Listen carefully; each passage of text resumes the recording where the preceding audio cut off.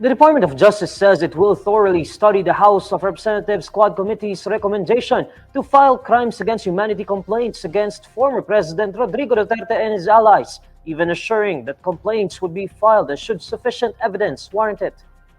In an interview on Thursday, December 19, Justice Undersecretary Jesse Andres says the DOJ National Prosecution Services will thoroughly study the evidence to be elevated by the Quad Committee. Andres adds that the DOJ National Prosecution Services will also consolidate the evidence that the Quad Committee has collated from its own investigation to determine whether crimes against humanity were really committed. If the evidence warrants, we will proceed with the filing of cases through the National Prosecution Service. But we assure everyone, kami po ay nakakasiguro na hindi po kami magpa-file ng any harassment case. But when the evidence warrant, pag meron po tayong sapat na ebidensya, we will hold people accountable.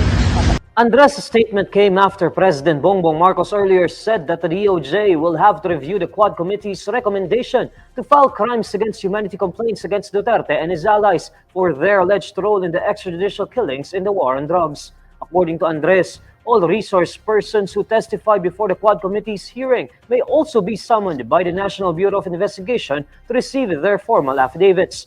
When asked if even former President Duterte himself will receive a subpoena, Andres says that it is possible. We will look into that possibility. But as of now, there are already admissions on record made by the former president, and that is evidence that is admissible because these are all under oath and in a public proceeding.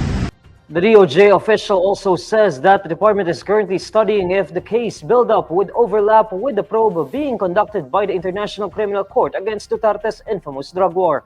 During the House session on Wednesday, December 18, House Quad Committee Lead Presiding Officer in Surigao del Norte's 2nd District Representative Robert Ace Barber said the four panels are recommending charges against Duterte and his key allies for Republic Act No. 9851 or the Philippine Act on Crimes Against International Humanitarian Law, Genocide, and other crimes against humanity. The other individuals included in the recommendation are Senators Bongo and Bato de la Rosa, former Philippine National Police Chiefs Oscar Albayalde and Debold Sinas, former Police Colonel Roina Garma, former National Police Commission Commissioner Edilberto Leonardo, and Ghost Aide Ermina Muking Espino.